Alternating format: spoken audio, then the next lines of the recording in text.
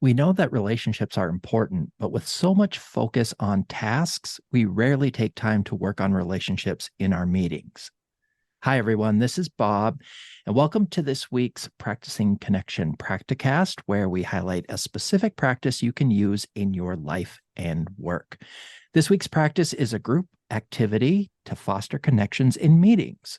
My Practicing Connection co-host, Jessica Beckendorf, will be guiding us through the practice in a few minutes. But first, let's learn more about it. Jessica, why are relationships important in collaborations? Well, one of the things I say in some of the workshops I teach is that we all seem to recognize that relationships are important, but we don't take the time to build them effectively beyond coming together for a quick meeting to connect about or to assign tasks. In fact, sometimes people actively push back against relationship building components during meetings. I think especially when they feel like the activity is trite or strictly an icebreaker. And I do think that there are a lot of icebreakers and activities that fall into these categories. There's nothing wrong with them, but to some people, they can come off as really inauthentic. So some people love these activities, but many don't. But it goes beyond whether people like doing an icebreaker type of activity. What I've actually seen happen is that activities that are intended to connect people are sometimes devalued as frivolous when compared to the actual quote unquote work that needs to be done. Don't get me wrong, these outputs and the outcomes that we're all trying to work toward are central to why we're in the same room to begin with. They're really important. But in collaborative efforts, part of the work that needs to be done is building trust and relationships among group members who have committed to working together. Or you might say, so that they can commit to working together, even when they maybe don't want to. Charles Feltman, in the Thin Book of Trust, defines trust as containing 4 elements: our assessment of a person's sincerity, their reliability, their competence, and care.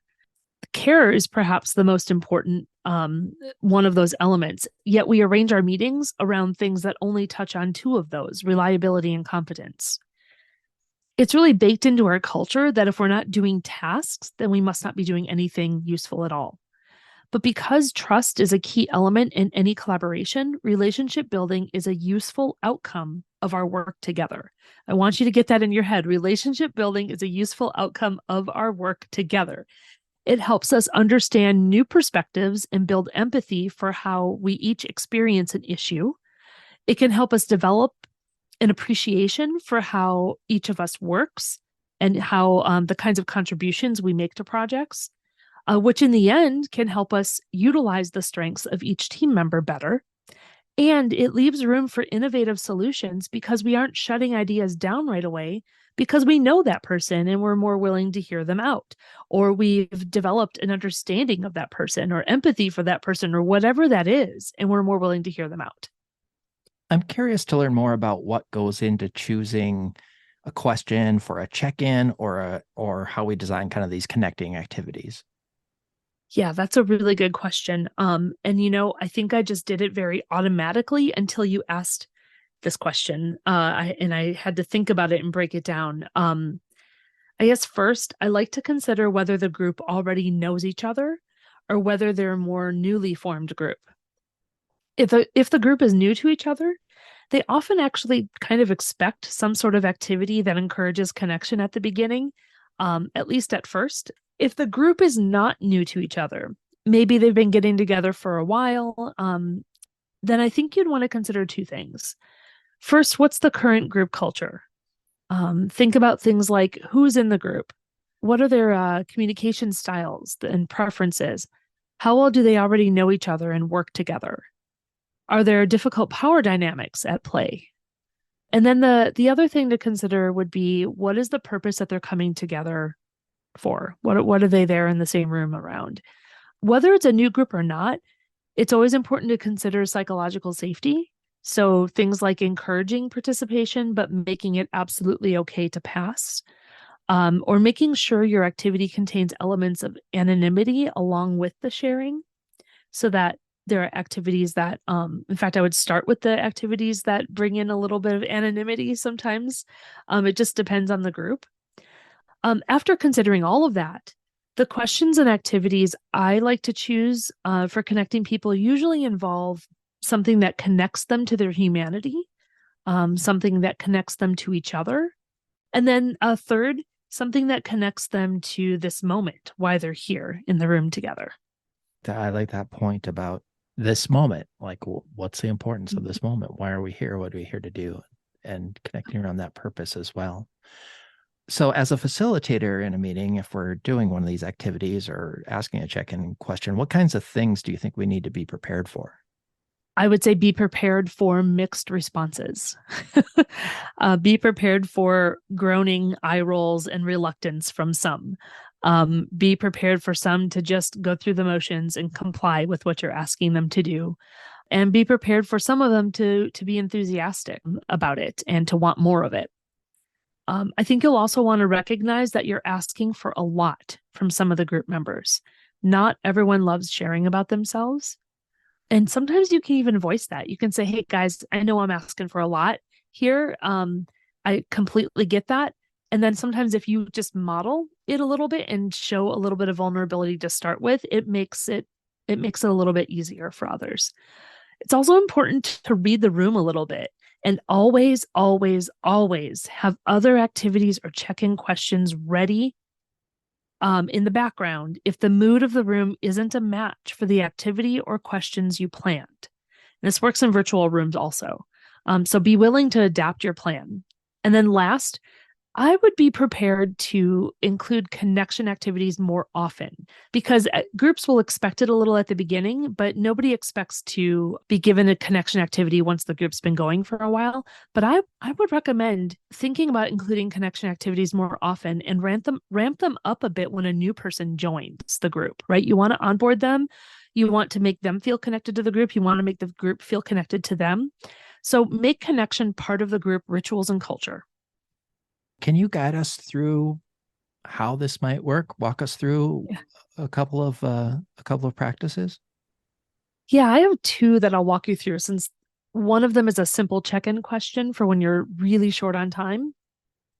I think it's a question that gives everyone a peek into who we are as humans while preserving a tight schedule. I would caution you to try to at least occasionally leave time for longer connecting activities. Like, I wouldn't always go for the short question at the beginning. So try to at least occasionally leave time for longer activities, like the second one that I'll tell you about. So the first activity is a simple check-in question. If possible, have your group get into a circle if you're not already.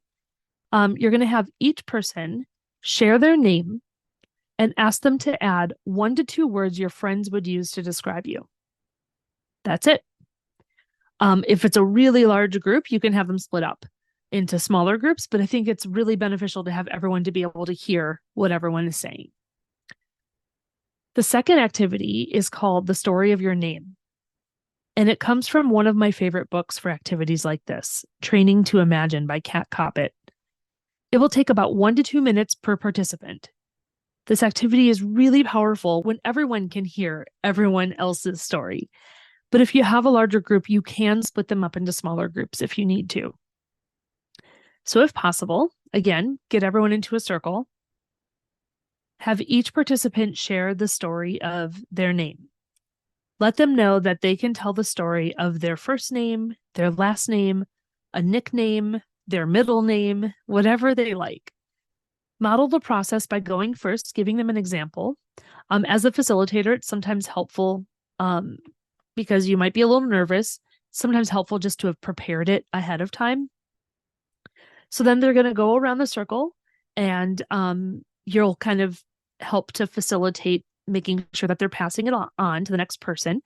Allow people to pass if they're not yet ready. Make sure that you're asking them, hey, it's okay if you're not ready. We can come back to you. If someone says they have no story about their name, then prompt them to share about that or how they feel about their name. It's okay if their story is short. I've had plenty of people say, I don't really have a story. My parents gave me this name. That's totally fine, actually. So make them feel comfortable that that's totally fine. I recommend at least debriefing with 1 or 2 questions, and here's a couple to get you started. How did that feel? What's the value of learning personal information about each other? Did you discover anything about yourself that you didn't know? What did you learn about the group in general? And then finally, in what ways do you feel different from before we began the exercise? And that's it. Thanks for guiding us through that, Jessica. Those are, I love the check-in question. And yeah, this activity I think is going to be really great. I'm anxious to use it. Thank you. I've seen that story of your name. I've seen both of those activities actually yield some really interesting results and connections. I really love helping people to connect differently beyond the how was your weekend or what do you do questions. And I hope that this has been helpful. That's it for this episode. Thanks for joining us. We hope you'll give this practice a try and share your experience in the Practicing Connection LinkedIn group, where people supporting military families practice the skills that empower us to work together so that we can positively impact our communities and help families thrive. You'll find the link to the group on our website at oneop.org/practicingconnection. We'll be back next week with another practice to help you be a better collaborator called Share Your Work. Until then, keep practicing. The Practicing Connection podcast is a production of OneOp and is supported by the National Institute of Food and Agriculture, U.S. Department of Agriculture, and the Office of Military Family Readiness Policy, U.S. Department of Defense, under award numbers 2019-48770-30366 and 2023-48770-41333.